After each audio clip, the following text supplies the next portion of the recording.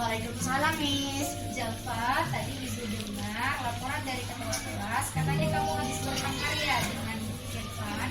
Iya, Miss. Saya kesel banget sama Irfan. Kenapa kamu bisa kesel, Jalfa? Karena Miss, si Irfan ngetek tugas dan PR saya. Oke, oh begitu ya, wajarlah kalau kamu marah dan kesal. Jika ibu pun ada di posisi kamu, ibu juga akan melakukan hal yang sama seperti kamu. Lalu, apa yang kamu lakukan pada Irfan? Saya marah-marah, saya maki-maki dia. Tanpa sadar saya gebrak meja dia. Oh begitu, pasti kamu berbuat seperti itu, pasti ada alasannya ya? Iya, Miss. Masa tugas yang saya buat, bersusah payah, malah dicontek seenaknya sama dia. Oke, wajarlah kalau kamu merasa marah karena tidak rela pekerjaan kamu dicontek begitu saja oleh Irfan. Ibu sangat menghargai tindakan kamu yang tidak berbuat lebih buruk daripada itu. Misalnya kamu memukul Irfan, itu adalah tindakan yang buruk ya, Kak Zalfa. Ya, Miss. Sekarang coba kamu pikirkan tindakan kamu itu sampai menyebabkan meja ibu, apakah itu sesuai dengan keyakinan kelas kita, Kak Zalfa?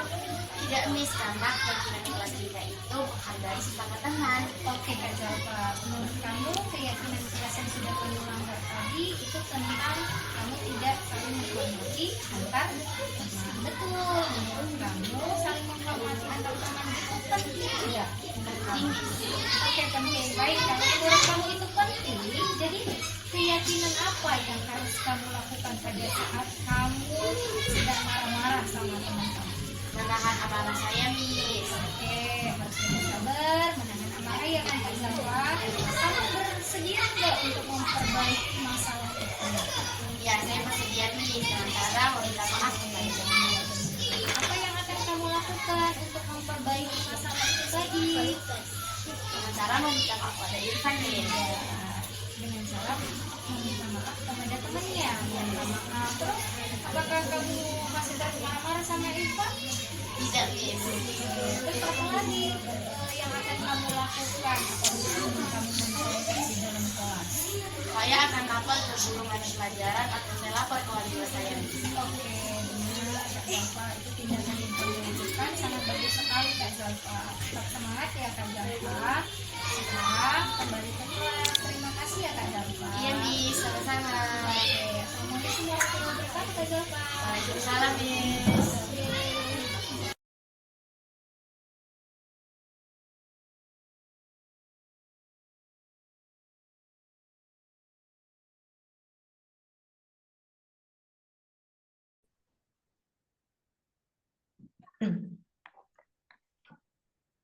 Oke, bismillahirrahmanirrahim. Assalamualaikum warahmatullahi wabarakatuh. Waalaikumsalam warahmatullahi wabarakatuh. Salam dan bahagia Bapak Ibu guru yang hebat. Sebelumnya, marilah kita panjatkan puji syukur kita kepada Allah Subhanahu wa taala atas limpah rahmat dan hidayahnya kita dapat berkumpul dalam acara ini dalam keadaan sehat walafiat. Tidak lupa salawat dan salam kita limpahkan kepada junjungan kita yaitu Nabi Muhammad SAW yang karena ajarannya beliaulah kita dapat menikmati indahnya nikmat iman dan nikmat Islam. Bapak Ibu guru yang hebat yang ada di room ini, semuanya saya ucapkan banyak-banyak terima kasih karena sudah bersedia meluangkan waktunya untuk ikut serta dalam acara kali ini yang mana untuk memenuhi tugas dari saya sendiri, yaitu tugas dari calon guru penggerak angkatan 10 yang dilakukan oleh saya sendiri. Oke, Bapak Ibu semuanya. Selanjutnya, jadi selama kurang lebih 1 jam ke depan, saya akan berbagi tentang pemahaman pengalaman saya dalam menerapkan budaya positif yang ada di kelas saya. Izinkan saya untuk share screen. Boleh Bapak Ibu semuanya? Boleh, boleh Bu.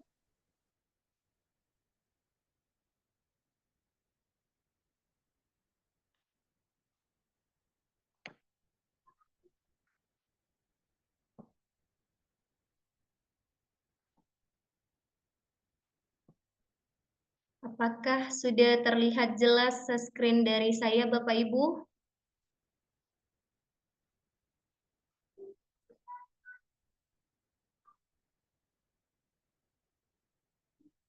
Oke, kita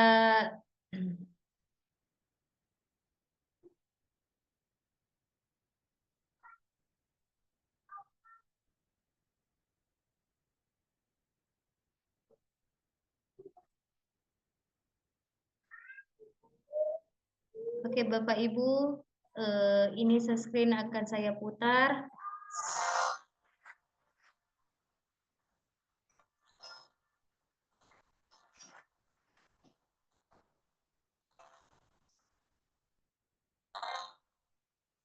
Nah, ini ada tugas dari pendidikan guru penggerak, yang mana di sini tentang diseminasi budaya positif di sekolah, yaitu oleh saya, menyebarkan pemahaman dan penerapan dan pengalaman, yaitu tentang budaya positif. Lalu budaya positif itu adalah, budaya positif itu merupakan perwujudan dan nilai-nilai atau keyakinan universal yang diterapkan di sekolah, yang mana budaya positif dapat mendorong murid untuk mampu berpikir, bertindak, dan menciptakan sebagai proses memerdekakan dirinya, sehingga murid mampu mandiri dan bertanggung jawab.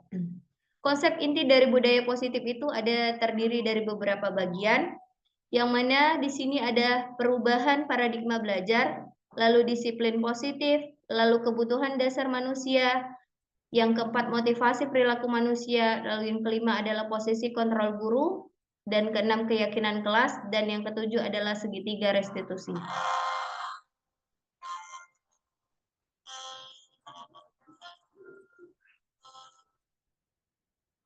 Ini dia untuk konsep inti budaya positif yang tadi. Selanjutnya kita membahas tentang pembelajaran dengan paradigma baru. Nah, di sini pembelajaran dengan paradigma baru yang mana sesuai dengan profil pelajar Pancasila, yaitu sesuai dengan pemikiran Ki Hajar Dewantara, bahwasannya di situ kita dituntun untuk menuntun murid sesuai dengan kodrat alam dan kodrat zamannya. Jadi di mana di sini kita menjadi seorang pendidik harus berpusat kepada murid sesuai dengan profil pelajar Pancasila yang beriman bertakwa, lalu berkebinekaan global, bergotong royong, kreatif, bernalar kritis, dan mandiri. Selanjutnya Bapak Ibu, lalu ada miskonsepsi. Di sini ada miskonsepsi yaitu tentang teori kontrol, yang mana di sini ilusi guru mengontrol murid, lalu ilusi bahwa semua penguatan positif efektif dan bermanfaat, lalu ilusi bahwa kritik dan membuat rasa bersalah mampu menguatkan karakter, lalu ilusi bahwa orang dewasa itu berhak memaksa. Selanjutnya di sini ada stimulus responnya, lalu teori kontrolnya, yang mana bisa Bapak Ibu lihat di sini ada realitis kebutuhan kita sama, lalu teori kontrolnya juga realitis kebutuhan kita itu berbeda. Lalu semua orang melihat hal yang sama, dan di sini mengubah paradigma stimulus respon ke pendekatan teori kontrol. Selanjutnya Bapak Ibu, selanjutnya yang mana Bapak Ibu bisa lihat di sini disiplin positif itu adalah disiplin berasal dari kata disiplin, Dia yang artinya belajar, jadi disiplin itu mengacu pada disiplin diri yang memiliki tanggung jawab terhadap apa yang dilakukannya berdasarkan nilai-nilai yang diyakini. Lalu disiplin positif itu merupakan salah satu cara menerapkan disiplin yang bertujuan untuk menumbuhkan kesadaran serta memberdayakan peserta didik tanpa imbalan atau penghargaan atau disebut dengan rewards ataupun ancaman ataupun hukuman. Jadi sebagai pendidik, tujuan kita itu adalah menciptakan peserta didik yang memiliki disiplin diri, sehingga mereka itu berperilaku mengacu kepada nilai-nilai kebajikan universal, dan memiliki motivasi intrinsik dalam perubahan perilaku ke arah yang lebih baik. Selanjutnya, nilai-nilai kebajikan, nilai-nilai yang sudah disepakati bersama, lepas dari suku, bangsa, agama, bahasa, maupun latar belakang. Contohnya, pada profil pelajar Pancasila, yaitu nilai kebajikannya adalah beriman dan bertakwa pada Tuhan Yang Maha Esa dan berakhlak mulia, lalu berkebinekaan global, lalu gotong royong, mandiri, kreatif, dan bernalar kritis. Nah, kebutuhan dasar manusia. Kebutuhan dasar manusia adalah segala sesuatu yang kita lakukan untuk mendapatkan apa yang kita inginkan. Seluruh tindakan yang kita lakukan memiliki tujuan tertentu, dan semua usaha itu terbaik yang kita lakukan adalah dalam rangka agar kebutuhan dasar kita itu terpenuhi dengan baik. Di sini, 5 kebutuhan dasar manusia itu ada kesenangan, ada kelangsungan hidup, ada cinta dan rasa kepemilikan, lalu ada kebebasan, lalu ada kekuatan, lalu ada harga diri. Nah, yang mana di sini dikatakan bahwa kalau dia bertahan hidup, yang mana di situ adalah makanan, pakaian, tempat tinggal, keamanan, dan kesehatan. Kalau kasih sayang dan rasa diterima, kita itu seperti rasa diterima, dipedulikan, lalu kerjasama, lalu kalau dia penguasaan, yaitu contohnya harga diri, keinginan untuk dianggap. Kalau kebebasan, yang mana di sini kita bebas untuk mandiri. Lalu kalau kesenangan seperti kita itu bermain, lalu hobi tertawa, itu termasuk dari kebutuhan dasar manusia. Selanjutnya, Bapak Ibu, motivasi perilaku manusia. Jadi, motivasi perilaku manusia itu ada pada diri kita sendiri untuk menghindari ketidaknyamanan atau hukuman, untuk menjadi orang yang ingin dan menghargai dan nilai-nilai yang dipercayai, lalu untuk mendapatkan imbalan atau penghargaan dari orang lain.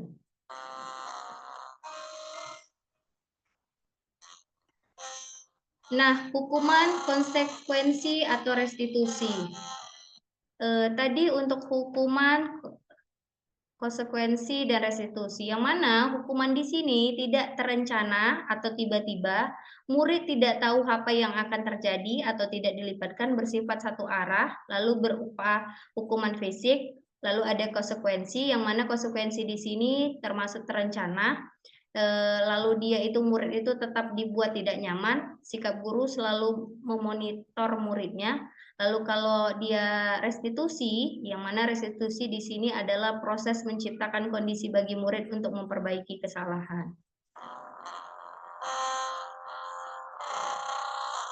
Nah, selanjutnya kita masuk ke 5 posisi kontrol guru. Jadi, guru itu punya posisi kontrolnya. Yang pertama, guru itu bisa menjadi seorang penghukum, lalu pembuat merasa bersalah, lalu bisa menjadi seorang teman, bisa juga menjadi pemantau, ataupun bisa juga menjadi manajer. Contoh penerapan 5 posisi kontrol guru. Di sini kasusnya contohnya adalah siswa itu tidak memakai atribut lengkap saat upacara bendera. Kalau penghukum, guru menjadi seorang penghukum, pasti guru akan menyuruh siswanya untuk hormat pada bendera selama 1 jam. Tapi kalau sebagai guru menjadi pembuat merasa bersalah, berapa kali ibu dan bapak sudah beritahu kamu selalu saja mengecewakan ibu dan bapak.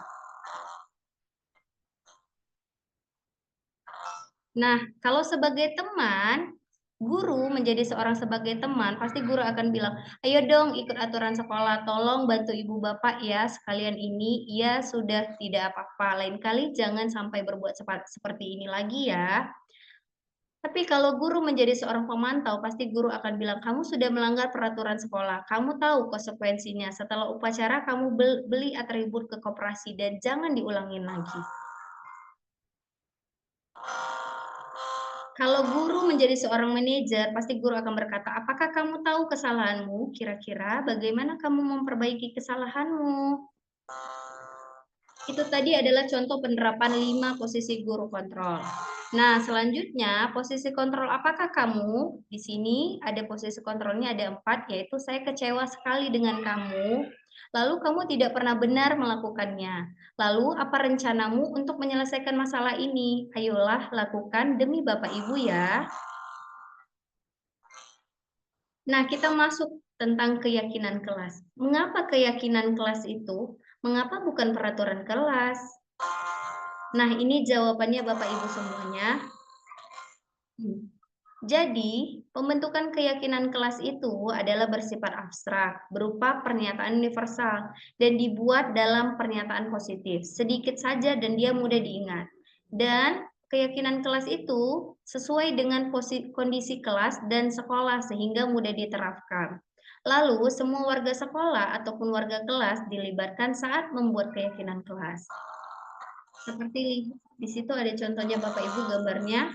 Lalu di sini ada segitiga restitusi. Yang mana segitiga restitusi ini ada 3, yaitu pertama menstabilkan identitas, lalu yang kedua adalah validasi kebutuhan, lalu ada yang ketiga adalah menanyakan keyakinan.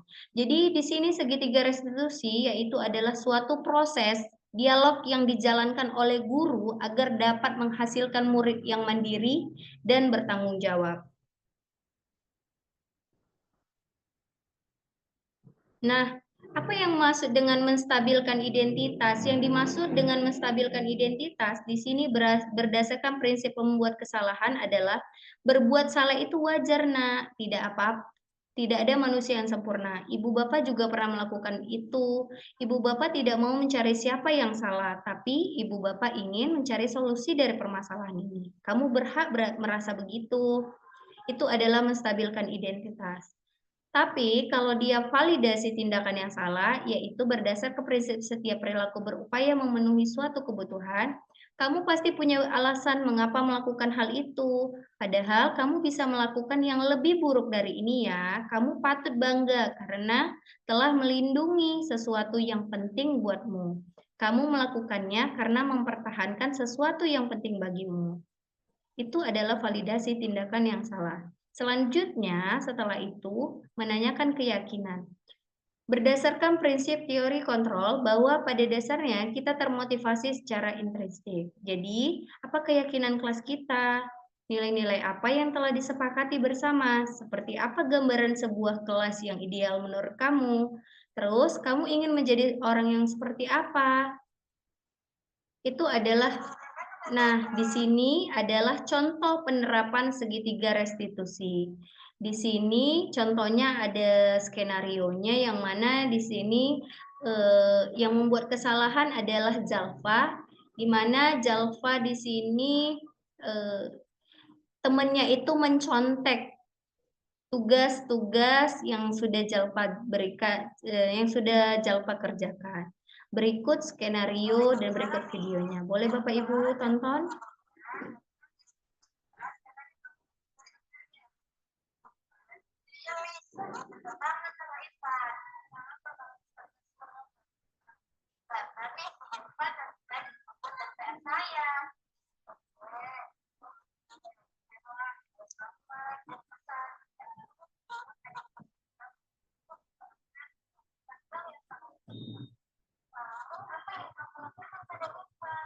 Saya marah-marah.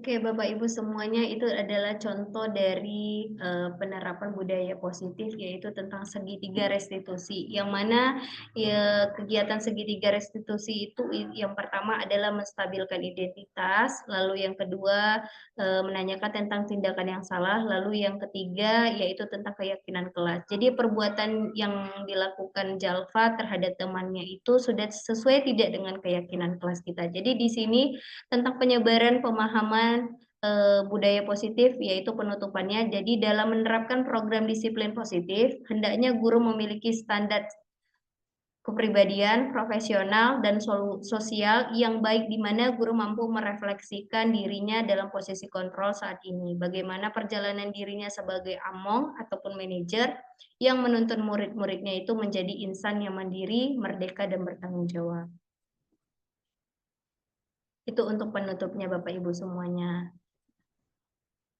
Terima kasih Bapak Ibu sudah mendengarkan presentasi saya. Bapak Ibu semuanya, apakah tadi presentasi yang saya berikan terlihat Bapak Ibu? Terlihat, Bu. Terlihat, Bu. Oke, terima kasih Bapak Ibu semuanya. Pada kesempatan ini tadi sudah Bapak Ibu berikan kepada saya. Sampai di sini pembahasan saya. Jika ada yang ingin ditanyakan ataupun jika ada Bapak Ibu semuanya yang ingin memberikan saran atau yang ingin memberikan tanggapan, saya persilahkan Bapak Ibu.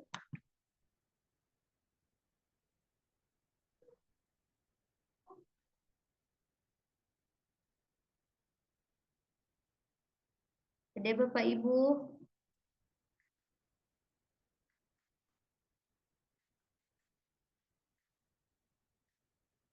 Ada yang ingin memberikan tanggapan tentang hasil presentasi saya? Apakah Bapak Ibu ada yang memberikan tanggapan?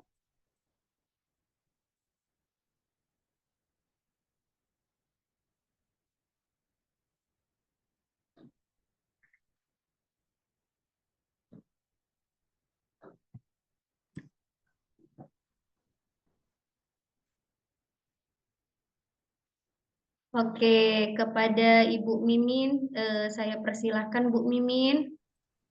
Ya, baik. Terima kasih, Bu, atas waktunya. Kedengaran suara saya, Bu? Kedengaran Ibu Mimin. Ya. Presentasi yang sudah Ibu lakukan ini sudah bagus dan memuat banyak informasi untuk kami ketahui. Memang terkadang kita sebagai guru kadang suka silap dalam menempatkan diri dalam 5 posisi kontrol guru tadi. Sebaiknya kan kalau dari yang Ibu paparkan tadi sebagai manajer ya Bu ya, guru Ya, benar. posisi kontrol yang paling bagus itu adalah bertindak sebagai manajer. Tetapi memang dalam prakteknya kita ini tahu teorinya, tahu begitu, tapi ketika di lapangan atau di prakteknya itu secara tidak sadar kita banyak melakukan posisi kontrol sebagai penghukum atau sebagai teman gitu kan. Jarang sekali kita yang konsisten bertindak sebagai manajer. Jadi yang sudah Ibu paparkan tadi informasinya sangat detail ya, sehingga kami pun mengerti untuk menempatkan diri untuk mengajar sebagai guru ke depannya. Sukses selalu untuk Bu Rina dan CGP-nya. Sekian saja, terima kasih. Assalamualaikum warahmatullahi wabarakatuh. Terima kasih banyak Ibu Mimin Astari. Sukses juga buat Bu Mimin. Terima kasih juga buat Bu Mimin. Terima kasih buat teman-teman semuanya. Sampai di saya mohon maaf apabila ada kata-kata yang salah dalam penyampaian. Sampai di sini pembahasan saya dan terima kasih kembali kepada Ibu Mimin yang sudah memberikan tanggapan ataupun saran kepada saya. Semoga kita tetap menjadi seorang guru yang benar-benar diinginkan buat pendidikan di Indonesia ini. Oke, terima kasih. Sampai di sini pembahasan saya. Jika ada yang ingin ditanyakan atau jika ada yang ingin disampaikan lagi, boleh Bapak Ibu. Apakah ada lagi yang ingin disampaikan Bapak Ibu? Sudah? Oke, sudah ya Bapak Ibu. Nah, saya tutup sampai di sini presentasi saya. Terima kasih saya ucapkan atas kesediaan Bapak Ibu semuanya, dan mohon maaf Bapak Ibu dari tadi sudah menunggu lama, dan mohon maaf juga sudah membuat waktu istirahatnya terganggu karena mengikuti presentasi saya. Semoga Bapak Ibu ikhlas dan letih Bapak Ibu pada hari ini dapat diberi timbalan kelimpahan oleh Allah Subhanahu wa taala. Sebelumnya saya kembali meminta maaf kepada Ibu semuanya. Semoga apa yang saya sampaikan dapat kita terapkan bersama-sama sebagai seorang pendidik. Dan saya tutup presentasi saya dengan mengucapkan hamdalah, alhamdulillahirabbil alamin, dan saya ucapkan mohon maaf apabila ada kata-kata saya dalam penyampaian saya pada presentasi hari ini, dan saya mohon ampun kepada Allah Subhanahu wa taala, dan saya tutup kembali dengan mengucap assalamualaikum warahmatullahi wabarakatuh. Waalaikumsalam warahmatullahi wabarakatuh. Terima kasih Bapak Ibu semuanya. Saya stop recording. Yang saya hormati ibu-ibu semuanya dan yang saya sayangi juga ibu-ibu semuanya. Terima kasih Bu Guru, saya ucapkan sudah meluangkan waktunya untuk saya memberikan pemaparan tentang budaya positif. Dalam penyebaran pemahaman di sini tentang budaya positif yang diselenggarakan untuk melengkapi tugas dari calon. Nah, karena sudah siap, kita mulai selanjutnya tentang konsep inti budaya positif. Konsep inti dari budaya positif itu dimulai dari perubahan paradigma belajar, lalu ada disiplin positif, lalu ada nilai-nilai kebajikan, lalu ada kebutuhan dasar manusia, lalu ada motivasi perilaku manusia, posisi kontrol guru, keyakinan kelas, dan yang terakhir adalah segitiga restitusi. Selanjutnya itu adalah konsep inti dari budaya positif. Selanjutnya yaitu tentang pembelajaran dengan paradigma baru. Nah, saya mau tanya ibu-ibu. Ibu-ibu di sini sudah pernah mendengar pembelajaran yang pertama itu pembelajaran berpusat pada murid, dan yang kedua itu adalah pembelajaran yang berpusat pada guru. Ibu-ibu semuanya menggunakan pembelajaran yang gimana?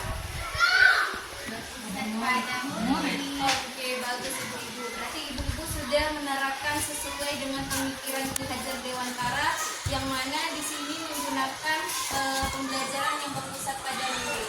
Nah, pembelajaran dengan paradigma baru yaitu pembelajaran dengan paradigma baru yang merupakan pembelajaran yang dirancang berdasarkan prinsip pembelajaran berdiferensiasi, sehingga di sini para peserta didik itu belajar sesuai dengan kebutuhannya, berdasarkan tahap perkembangan sesuai dengan teori psikologi, hukum modern, dan pembentukan profil pelajar Pancasila. Nah, profil pelajar Pancasila di sini ada 6. Yang pertama yaitu adalah beriman bertakwa kepada Tuhan Yang Maha Esa dan berakhlak mulia, lalu mandiri, bernalar kritis, kreatif, bergotong royong, dan yang terakhir adalah berkebinekaan global. Itu untuk pembelajaran dengan paradigma baru. Jadi sesuai dengan pemikiran Ki Hajar Dewantara bahwa anak-anak kita dituntut untuk pembelajarannya itu berpusat pada murid. Selanjutnya di sini ada miskonsepsi tentang teori kontrol. Nah, di sini ada sebuah ilusi guru mengontrol murid, lalu ada ilusi bahwa semua penguatan positif efektif itu dan bermanfaat. Dan yang ketiga, di sini ada ilusi bahwa kritik dan rasa bersalah mampu menyebabkan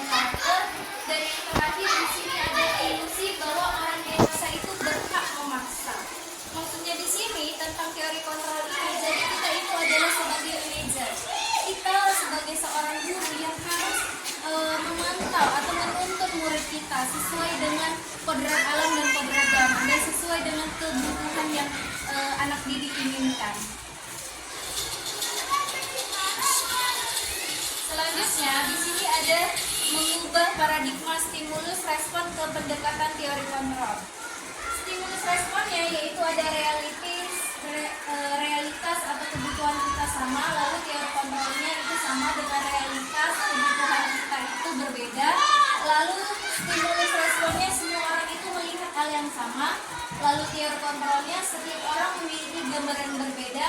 Stimulus respon kita mencoba mengubah orang agar berpandangan sama dengan kita, lalu teori kontrolnya kita berusaha memahami pandangan orang lain tentang dunia, lalu perilaku buruk dilihat sebagai suatu kesalahan, lalu teori kontrolnya semua perilaku memiliki tujuan. Jadi bisa dilihat di sini ada orang lain bisa mengontrol saya, lalu ada teori kontrolnya hanya Anda yang bisa mengontrol diri Anda. Jadi di sini yang bisa mengontrol diri kita itu hanya diri kita, bukan orang lain. Orang lain itu hanya membantu bukan membantu kita. Lalu selanjutnya sudah tadi tentang stimulus respon dan pendekatan. Selanjutnya kita masuk ke disiplin positif. Pasti ibu-ibu tahu disiplin positif. Saya mau tanya, untuk di sekolah dasar Islam terpadu ini kira-kira apa yang sudah dilakukan tentang kegiatan disiplin positif? Seperti apa contohnya disiplin positif itu yang sudah ada di sekolah kita? Contohnya itu saya tidak memberi iming-iming penghargaan kepada murid jika dia mampu melakukan sesuatu. Jadi terbiasa untuk melakukan hal positif tanpa ada paksaan ataupun tanpa ada keinginan tidak kemudian. Ya, oke, bagus Bu Isma. Jadi di disiplin positif ini penghargaan itu kepada murid itu sebenarnya tidak boleh, tetapi boleh dilakukan asal tidak dilakukan tidak diiming-imingkan di awal pembelajaran. Jadi kita hanya memberikan sebuah penghargaan itu di saat mereka melakukan tanpa dibilang sebelumnya gitu. Itu untuk disiplin positif. Dan kita juga sudah melakukan di sini disiplin positif di sekolah, seperti kita sebelum masuk sekolah itu melakukan murojaah, ya itu termasuk disiplin positif. Lalu apa itu disiplin positif? Disiplin positif itu adalah belajar yang mana disiplin diri ini untuk memiliki tanggung jawab terhadap apa yang dilakukan dan berdasarkan nilai-nilai yang diyakini. Jadi disiplin positif salah satunya adalah penerapan disiplin yang bertujuan untuk menumbuhkan kesadaran serta memberdayakan peserta didik tanpa memberikan penghargaan atau reward atau ancaman ataupun hukuman. Jadi kita jangan menuntun murid itu supaya ayo nak cepat selesaikan tugasnya nak. Kalau cepat selesaikan tugas pasti ibu akan diberikan reward atau hadiah, itu tidak diperbolehkan. Anak-anak itu tidak guru tidak boleh memberikan reward dengan dimulai dari awal itu dengan iming-iming. Jadi terus ada ancaman dan hukuman. Kita juga tidak boleh diperbolehkan sekarang lagi untuk membuat ancaman ataupun hukuman kepada anak didik. Seperti contohnya ancaman atau hukuman itu kalau nggak ngerjain tugas ibu akan suruh kalian membersihkan kamar mandi, itu tidak diperbolehkan di disiplin positif. Nah, sebagai pendidik tujuan kita itu adalah menciptakan peserta didik yang memiliki disiplin diri sehingga mereka itu berperilaku mengacu kepada nilai-nilai kebajikan universal dan memiliki motivasi intrinsik dalam perubahan perilaku ke arah yang lebih baik. Jadi masing-masing anak didik itu mempunyai motivasi intrinsik dalam dirinya. Kita hanya membantu dia itu untuk mencapai kebutuhannya. Lalu nilai-nilai kebajikan apa saja contohnya? Seperti profil pelajar Pancasila itu ada beriman dan bertakwa pada Tuhan Yang Maha Esa, lalu berakhlak mulia, berkebinekaan global, gotong royong, mandiri, kreatif, dan bernalar kritis. Lalu ada Ibu Primary Years Program atau disebut dengan PIEP, yaitu toleransi, rasa hormat, integritas, mandiri, menghargai, antusiasi. Lalu ada keterampilan hidup yang disebut dengan life skill. Di sini dapat dipercaya, lurus hati, pendengar yang aktif. Nah, ini termasuk dari nilai-nilai kebajikan yang sudah disepakati bersama dari agama, suku bangsa, bahasa maupun latar belakang. Nah, di sini adalah contoh dari nilai kebajikan dari institusi masing-masing sekolah.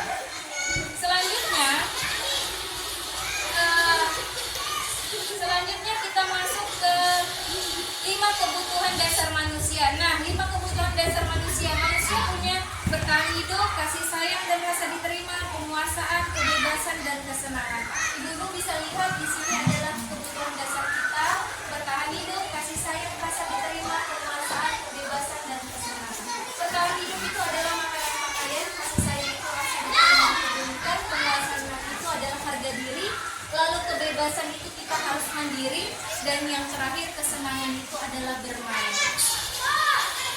Nah, setelah itu kita masuk motivasi perilaku manusia. Motivasi perilaku manusia itu dimulai dari motivasi instinktif, yaitu untuk menghindari ketidaknyamanan atau hukuman, untuk mendapatkan imbalan ataupun penghargaan dari orang lain, dan motivasi instinktif selanjutnya menjadi orang yang diinginkan untuk menghargai diri sendiri dengan nilai-nilai yang sudah dipercayai. Selanjutnya ada hukuman, ada konsekuensi. Nah, hukuman, konsekuensi, dan restitusi itu ada 3. Kalau hukuman itu adalah pengertiannya itu adalah tidak direncanakan, jadi tiba-tiba. Sedangkan konsekuensi itu sudah direncanakan, sudah disepakatin. Contoh, misalnya anak-anak kita, kalau misalnya kalian tidak hafal juz 30, apa konsekuensi yang kalian dapatkan? Apa sepakatan yang peraturan yang akan kita buat kalau kalian tidak hafal? Lalu restitusi, di sini restitusi adalah program menciptakan kondisi bagi murid untuk memperbaiki kesalahannya. Jadi contohnya kita membuat restitusi, segitiga restitusi, yang mana kita menanyakan tentang identitas, menstabilkan identitas, lalu tindakan apa yang salah, lalu kita buat tentang keyakinannya. Nah, selanjutnya setelah itu penerapan 5 posisinya. Sudah ada teman, ada pemantau, bisa dilihat di sini. Kalau dia teman itu, lalu contoh penerapannya ada manajer. Posisi kontrol, apakah aku, apa rencana amanmu, lalu ayo lakukan demi Bapak Ibu. Jadi posisi kontrolnya bisa dilihat di situ. Nah, kita masuk keyakinan kelas. Dibentuk keyakinan kelas. Keyakinan kelas itu cara pembentuknya yaitu bersifat abstrak. Itu adalah pernyataan universal, dibuat dalam pernyataan positif, sedikit saja agar mudah diingat, sesuai dengan kondisi kelas dan sekolah sehingga mudah diterapkan. Lalu ada semua warga sekolah itu dilibatkan dalam keyakinan kelas. Itu untuk. Lalu segitiga restitusi, tadi ada penjelasannya. Di sini segitiga restitusi yang pertama itu adalah menstabilkan identitas. Lalu ada validasi tindakan yang salah, bisa dilihat untuk gimana prinsip setiap perilakunya. Lalu menanyakan keyakinan. Nah, berdasarkan prinsip tadi, lalu mulailah menanyakan keyakinan. Apa keyakinan kelas kita? Terus nilai apa yang... Nah, ini adalah contoh penerapan segitiga restitusi. Yang mana di sini anak tersebut tugasnya itu dikontak oleh temannya. Jadi sebagai ibu guru mata pelajaran atau kita sebagai guru wali kelas, kita itu menanya dimulai dari menstabilkan identitas. Yang pertama kita tanya kenapa anak tersebut itu melakukan kepada temannya dengan cara melakukan menggebrak mejanya. Kenapa bisa dilakukannya? Apa kesalahan temannya? Di situ menanyakan identitasnya. Lalu tindakan yang dilakukan anak tersebut itu benar atau salah? Gitu. Makanya anak tersebut menjawab itu salah, Bu. Apakah itu tindakan yang dia lakukan itu sesuai nggak dengan keyakinan kelas? Nah, padahal tindakan dia itu sudah tidak sesuai dengan keyakinan kelas. Jadi itu contoh penerapannya segitiga, menanyakan keyakinan.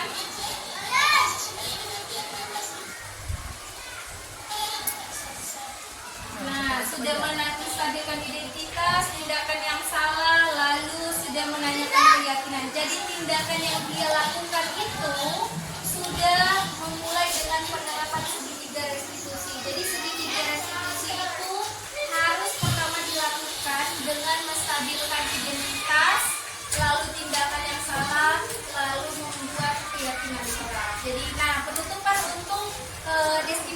budaya positif untuk tugas modul 1.4 yaitu dalam penerapan program disiplin positif, hendaknya guru memiliki standar kepribadian, profesional dan sosial yang baik, di mana di sini guru harus merefleksikan dirinya dalam posisi kontrol saat ini. Jadi bagaimana perjalanan dirinya sebagai among atau disebut sebagai manajer yang menuntut muridnya itu menjadi insan yang mandiri, merdeka dan bertanggung jawab. Itulah sebuah standar dari masyarakat kita. Jadi kita sebagai seorang guru itu tidak boleh memaksakan kehendak kita, tapi sekarang kita harus menjadi seorang guru itu menuntun anak murid itu untuk mencapai kebutuhan yang dia inginkan. Sesuaikan anak murid itu dengan kodrat alam dan kodrat zaman, sesuai dengan pemikiran Ki Hajar Dewantara. Sekian dan terima kasih untuk pemaparan hari ini Ibu-Ibu. Terima kasih sudah meluangkan waktunya. Terima kasih juga sudah mendengarkan destinasi dari budaya positif, penyebaran pemahaman yang saya tampilkan. Semoga kita menjadi seorang guru yang lebih kreatif lagi dan lebih inovatif lagi, dan menjadi seorang guru yang sesuai dengan kodrat alam dan kodrat zaman. Saya tutup dengan mengucap hamdalah. Alhamdulillahirabbil alamin. Assalamualaikum warahmatullahi wabarakatuh. Waalaikumsalam warahmatullahi.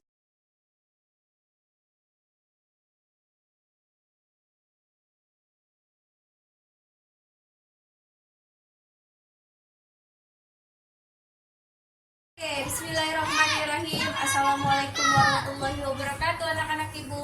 Waalaikumsalam warahmatullahi wabarakatuh. Apa kabar hari ini? Alhamdulillah luar biasa.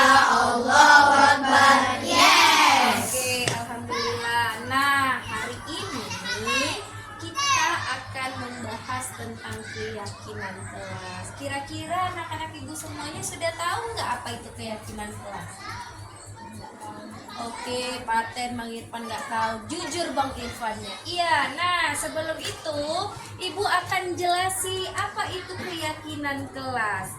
Keyakinan kelas itu mirip-mirip nak seperti peraturan kelas. Mirip-mirip dengan apa? Peraturan kelas. Nah, di kelas juga punya peraturan.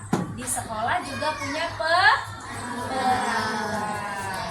Lalu kalau di kelas, peraturannya itu dalam bentuk keyakinan kita buat. Dalam bentuk apa? Keyakinan. Kenapa kita buat dalam bentuk keyakinan? Siapa yang tahu? Kenapa dibuat dalam bentuk keyakinan kelas? Oke, nggak tahu. Kenapa? Di sini supaya kalian bisa menjadi orang yang bertanggung jawab, terus menjadi anak yang disiplin. Nah, kita akan buat keyakinan kelasnya. Itu tadi, apa tadi keyakinan kelas?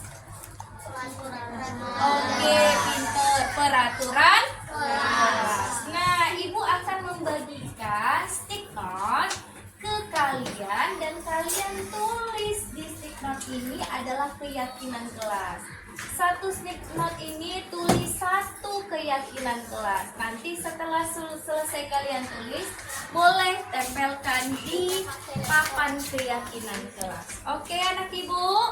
Tulis ya, masing-masing satu orang.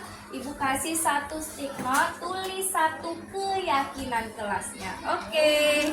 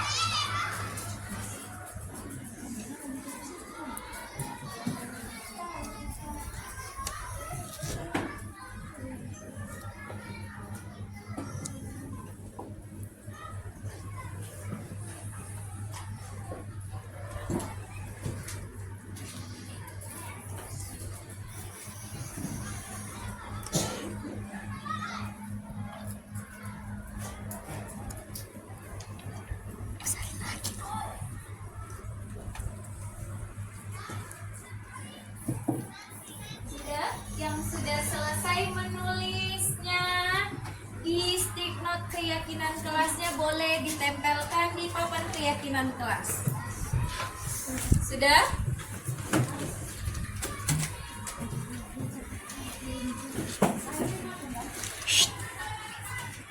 Di sini boleh.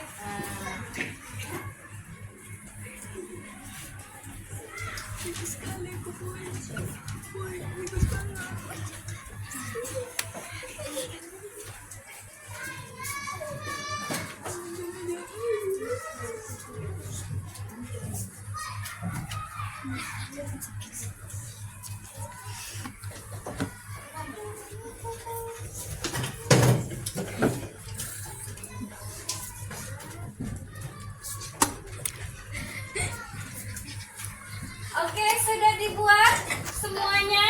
Sudah. Oke, nah kalian sudah membuat keyakinan kelas. Di sini Ibu akan koreksi terlebih dahulu. Ada dilarang menyoret-nyoret, tidak boleh mencoret, sama seperti peraturan di sekolah, tidak boleh membuang sampah, tidak boleh membuang sampah, tidak boleh minum sambil berdiri, tidak boleh ribut, tidak membuang sampah sembarangan, tidak boleh membuang sampah dalam kelas, dilarang membuang sampah sembarangan, dilarang membuang sampah di jalan, boleh bermain handphone saat istirahat sekolah, dilarang buang sampah di kelas. Nah, sudah diisi keyakinan kelasnya.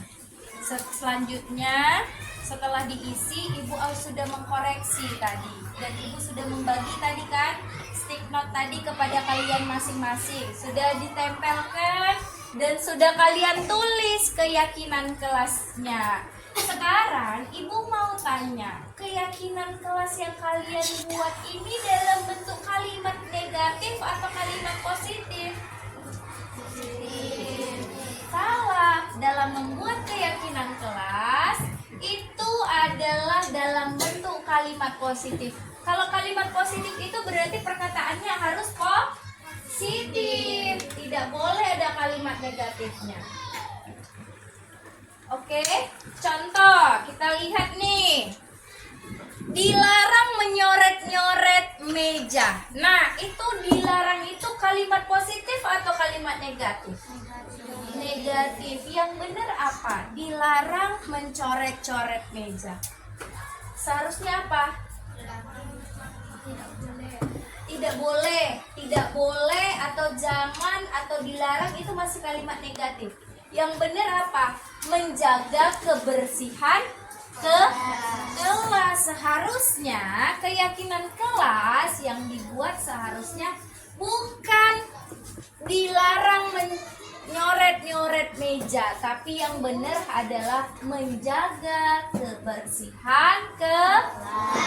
Selanjutnya, tidak boleh mencoret-coret kelas. Ini sama tadi. Terus sama seperti peraturan sekolah. Keyakinan kelas itu dia seperti ke peraturan, tapi bedanya kalau di kelas kita tadi sudah menulis tentang keyakinan kelas. Lalu tadi Ibu bilang kalau dilarang menyoret-nyoret meja itu yang benar kalimat positifnya apa? Menjaga kebersihan kelas. Ini juga tidak boleh mencoret-coret kelas, sama. Lalu sama seperti peraturan di sekolah. Kalau keyakinan kelas itu tidak sama dengan peraturan sekolah. Kalau peraturan sekolah itu seluruh sekolah, stakeholder yang ada di sekolah harus mematuhi. Tapi kalau di kelas, ya kelas 4 Huzaifah aja yang punya keyakinan, maka harus dipatuhi. Kalau peraturan sekolah itu seperti memakai atribut sekolah, maka wajib seluruh warga sekolah mematuhinya. Nah, tidak boleh membuang sampah sembarangan. Tidak boleh. Ini kalimat positif atau kalimat negatif? Negatif. Buang sampah sembarangan. Berarti ini kalau tidak boleh ini kalimat negatif. Kalimat positifnya apa? Jangan itu kalimat negatif juga. Tidak boleh itu kalimat negatif. Yang benar adalah menjaga kebersihan. Lalu tidak boleh minum sambil berdiri. Apa itu? Itu kalimat negatif atau positif? Negatif. Yang benar adalah, yang benar apa kalimat positifnya? Hah? Yang benar apa? Minum. Itu berarti peraturan apa yang harus kita buat itu? Kalau minum sambil makan, menjaga adab di ke. Selanjutnya tidak boleh membuang sampah sembarangan sama. Lalu tidak boleh membuang sampah sembarangan sama. Tidak boleh membuang sampah sembarangan sama. Lalu dilarang buang sampah di kelas. Ini adalah kalimat negatif. Dilarang membuang sampah sembarangan, kalimat negatif. Lalu tidak boleh ribut. Nah, tidak boleh ribut itu adalah kalimat positif atau kalimat negatif? Negatif. Yang benar apa? Menjaga ketertiban kelas. Selanjutnya, dilarang membuang sampah sembarangan. Lalu boleh bermain handphone saat istirahat. Itu tidak boleh. Itu bukan keyakinan kelas. Nah, keyakinan kelas boleh bermain handphone saat istirahat sekolah. Itu bukan keyakinan kelas. Nah, dan itu juga sudah peraturan di sekolah bahwasannya tidak diperbolehkan, bahwasannya harus mematuhi peraturan sekolah. Oke. Nah, jadi sudah ditemukan di sini keyakinan kelas itu yang pertama apa? Harus menjaga ketertiban kelas, harus menjaga ketertiban kelas, harus menjadi yang disiplin, ya kan? Nah, anak-anak semuanya, tadi kita sudah mendapatkan keyakinan kelas, sudah kita temukan dan sudah kita sepakati keyakinan kelasnya. Nah, menyepakati keyakinan kelasnya, ibu akan meminta kalian untuk tanda tangan bahwasannya kalian sudah menyepakati hasil diskusi kita tentang keyakinan kelas. Oke, ibu akan panggil. Silakan ke depan. Ayo Irfan.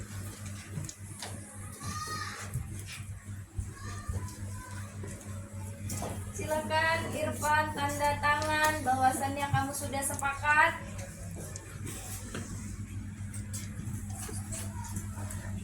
Lanjut. Ayo Sophia.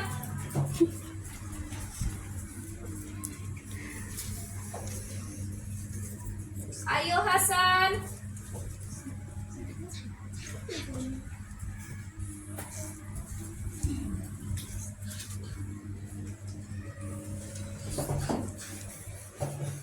Ayo Naura.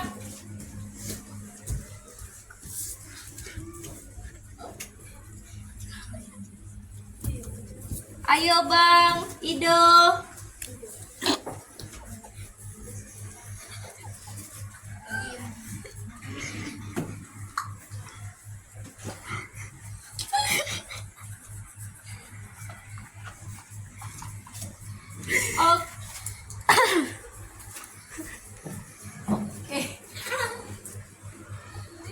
Sudah? Oke, sudah kita buat kesepakatan dan kita sudah mendapatkan keputusan tentang keyakinan kelas yang sudah kita diskusikan tadi. Jadi, anak-anak ibu semuanya, apa manfaat dari kalian mendapatkan keyakinan kelas dan kesepakatan tadi? Manfaat yang sudah akan kalian buat. Siapa yang tahu? Oke, apa Bang? Oke, pinter, biar kelasnya menjadi tertib. Nah, dalam membuat keyakinan kelas, anak-anak ibu semuanya, keyakinan kelas itu dibuat dalam sebuah peraturan yang menggunanya untuk kalian ke depan. Kalian bisa menjadi anak yang disiplin, bisa menjadi orang yang bertanggung jawab. Tapi membuat keyakinan kelas itu, nak, harus dibuat dalam kalimat positif. Kalimat positif itu dengan tidak harus dan tidak boleh ada kalimat jangan dan tidak boleh ada kalimat dilarang. Oke, anak-anak anak-anak ibu semuanya, sudah berakhir. Hari ini kita membuat keyakinan kelas dan sudah ada persetujuan tanda tangan oleh kelas 4 Fuzai. Oke, terima kasih anak-anak ibu semuanya. Semoga kalian tetap sukses dan tetap mematuhi peraturan di kelas sesuai kesepakatan dan keyakinan kelas kita. Ibu tutup dengan mengucap hamdalah. Alhamdulillahirabbil alamin. Oke, assalamualaikum warahmatullahi wabarakatuh. Waalaikumsalam warahmatullahi wabarakatuh.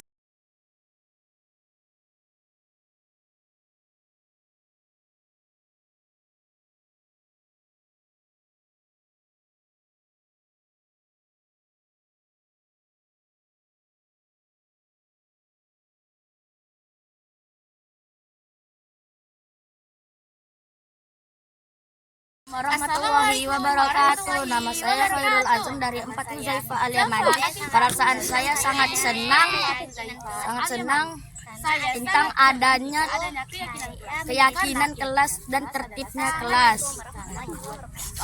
Warahmatullahi wabarakatuh. Nama saya Khairul Azam dari 4 Huzaifah Al-Yamani. Assalamualaikum, nama saya Nora Nadifah, saya dari kelas 4 Huzaifah Al-Yamani.